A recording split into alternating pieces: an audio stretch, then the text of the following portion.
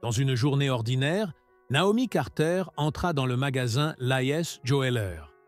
Le doux carillon de la porte couvrit à peine l'attention qu'elle générait. Dans son ensemble raffiné, elle ressemblait à une cliente de luxe. Mais le propriétaire, Jack Henley, ne remarqua ni sa tenue soignée, ni la confiance tranquille dans ses pas.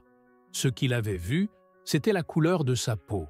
Et en quelques minutes, un appel à la police transforma une simple sortie shopping en un face-à-face tendu, où les hypothèses se brisèrent et où la vérité frappa plus fort que tout imprévu. Ils ignoraient que cette femme n'était pas une cliente ordinaire. C'était une agente du FBI prête à démanteler tout ce qu'ils avaient bâti. Naomi Carter observa sa montre devant Lies Jeweler. Le magasin, éclatant de sophistication, se situait dans un quartier huppé, réputé pour son luxe et sa clientèle exclusive. Henley servait les plus riches, mais Naomi n'était pas là pour admirer les bijoux. Sa cible était Jack Henley, le propriétaire, qui semblait être un homme d'affaires respecté. Mais Naomi, en tant qu'agent sous couverture, savait mieux que cela. Sa mission ? Obtenir des preuves de l'implication d'Henley dans un réseau de blanchiment d'argent contrôlé par Leonard Marquet, un criminel opérant dans l'ombre et utilisant des entreprises comme Lies Jeweler pour couvrir ses activités illégales. Ce jour-là, Naomi devait confirmer ce lien crucial. Elle franchit la porte du magasin, le doux tintement des cloches résonnant dans l'air opulent. L'endroit dégageait une ambiance de bois poli et de cuir de luxe. Vêtue de son costume noir impeccable et ses boucles d'oreilles en diamant, Naomi dégageait une image de raffinement. Le regard qu'elle ressentait à son entrée était inévitable, mais elle savait qu'elle maîtrisait son rôle. Derrière le comptoir, Jack Henley, un homme dans la cinquantaine avec une calvitie naissante et un regard aiguisé, l'observait en silence. Il semblait analyser chaque mouvement, tandis qu'un jeune vendeur, visiblement nerveux, hésitait entre saluer Naomi ou attendre des consignes. Naomi se dirigea vers les vitrines, l'air détendu, mais les yeux en alerte. Le magasin était vide, hormis Henley, le vendeur et un garde de sécurité qui la scrutait, près de la porte arrière. L'atmosphère était tendue, mais elle était habituée à ce genre de situation. Son expérience en infiltration lui avait appris à dissimuler ses intentions derrière un calme implacable.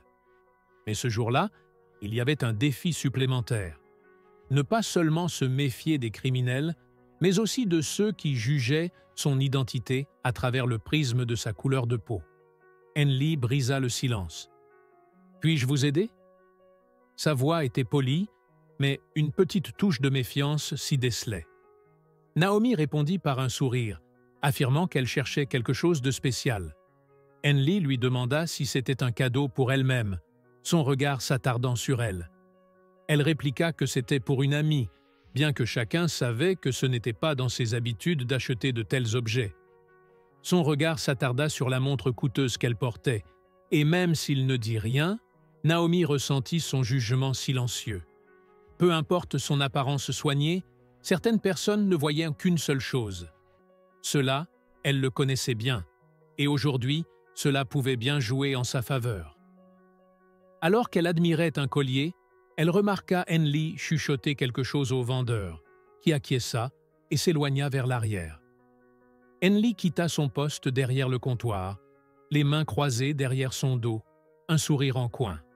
« Si vous cherchez quelque chose d'exceptionnel, dit-il d'une voix doucereuse, il y a une collection privée à l'arrière qui pourrait vous plaire. » Naomi leva un sourcil, se doutant du piège qui se tendait.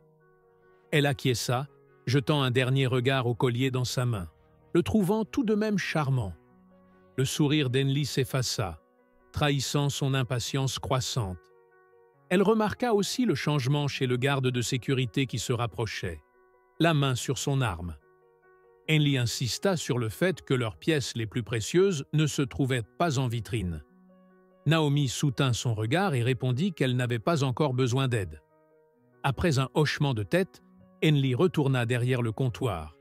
Mais Naomi sentit immédiatement un changement d'atmosphère. Dès son entrée, Henley l'avait jugée comme étant déplacée dans son magasin. et il agissait en fonction de cette hypothèse. À peine avait-elle bougé vers la vitrine suivante que la porte du magasin s'ouvrit à nouveau, et l'officier Mark Thompson fit son apparition. Naomi le reconnut immédiatement. Thompson était un policier bien connu pour son arrogance et sa propension à stigmatiser ceux qui, selon lui, n'avaient pas leur place dans certains lieux. Grand, large d'épaules, il se distingua en scrutant l'intérieur, ses yeux se fixant sur Naomi avec une intensité qui indiquait déjà qu'il avait pris sa décision à son sujet. Thompson avait incliné la tête en direction d'Henley, lui demandant s'il avait passé l'appel. Henley acquiesça, un sourire satisfait flottant sur ses lèvres. Il avait effectivement nourri quelques doutes sur cette cliente. Naomi observe le regard de Thompson la scruter, et son visage se durcit. Il s'avança lentement vers elle, la main posée sur sa ceinture, et lui annonça d'un ton autoritaire qu'il aurait besoin de voir une pièce d'identité. Naomi demeura calme, sachant que cela faisait partie de son plan. Bien que la tension fût palpable, elle sortit sa carte d'identité de son sac et la tendit à Thompson en silence. Ce dernier l'examina longuement, avant de la scruter de nouveau, plissant les yeux et marmonnant son nom, Naomi Carter, comme si ce simple nom éveillait en lui la méfiance. Il lui demanda ce qu'elle faisait là. Naomi répondit tranquillement qu'elle faisait simplement du shopping et lui demanda si cela posait un problème. Thompson ne répondit pas immédiatement, jetant un regard à Henley, qui lui fit un signe d'encouragement qui sembla lui donner la permission de pousser l'interrogatoire plus loin. Thompson s'avança et lui demanda de le suivre pour un interrogatoire. Le pouls de Naomi s'accéléra, mais elle garda un visage impassible. Cela ne faisait pas partie du plan.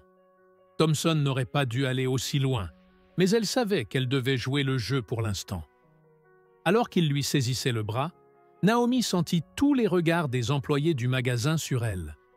Le vendeur, de retour, se tenait là, immobile derrière le comptoir, pâle et incertain. Le garde de sécurité s'approcha, observant la scène sans intervenir. D'une voix calme, Naomi dit à Thompson qu'elle n'avait rien fait de mal. Thompson, avec un sourire narquois, répondit qu'il verrait bien, ajoutant qu'elle ne semblait pas à sa place et qu'il avait reçu des plaintes. Naomi lui demanda de qui il s'agissait, en maintenant une voix ferme. Elle savait qu'il n'y avait pas de plainte, juste des suppositions.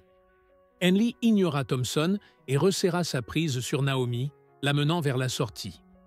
Alors qu'ils se rapprochèrent de la porte, celle-ci sonna de nouveau et Naomi s'arrêta net.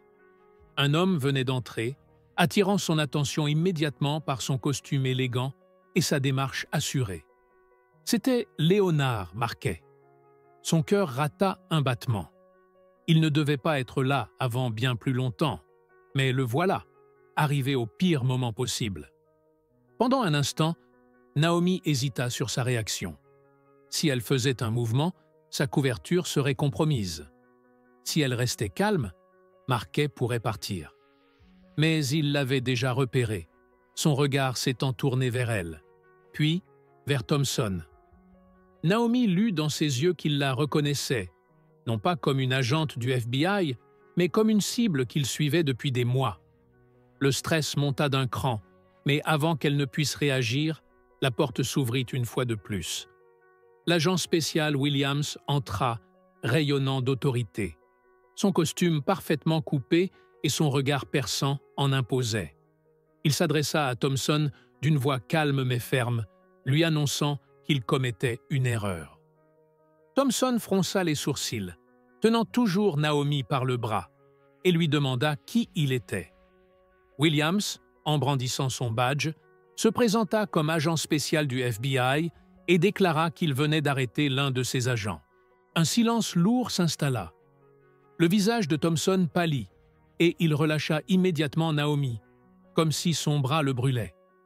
Henley, observant la scène avec une satisfaction manifeste, fit un pas en arrière, stupéfait. Thompson balbutia une question, demandant si c'était vrai. Williams confirma, précisant que Naomi était là pour enquêter sur le magasin. Henley pâlit, cherchant à se défendre, mais Williams l'interrompit, en lui faisant remarquer qu'il aurait dû se renseigner avant de tirer des conclusions hâtives sur sa cliente, basées uniquement sur sa couleur de peau. Alors que la réalité se faisait jour dans la pièce, Naomi se redressa et observa Marquet. Elle vit la reconnaissance dans ses yeux, suivie d'un sourire sournois, comme s'il savait déjà qui elle était. Il l'appela doucement par son titre, « Agent Carter », avec une touche de charme, comme si elle n'était qu'une vieille connaissance. Le sang de Naomi se glaça. Marquet savait. Williams se plaça entre Marquet et la sortie, bloquant son passage. Marquet, impassible, serra les dents, et Naomi sut que la bataille ne faisait que commencer. Elle prit un instant pour respirer profondément et se ressaisir. Chaque mission laissait une trace, mais celle-ci serait différente. Elle avait joué Marquet à son propre jeu, mais le danger n'était pas derrière elle. Il y avait encore des pistes à suivre, des alliés à démasquer et des ennemis à abattre. La route serait longue, mais elle était prête à y faire face. Quelques mois plus tard, Naomi et son équipe du FBI réussirent à démanteler les activités de Marquet, détruisant son réseau étape par étape. Ils découvrirent que son arrestation initiale n'était qu'un leurre dans un plan beaucoup plus vaste.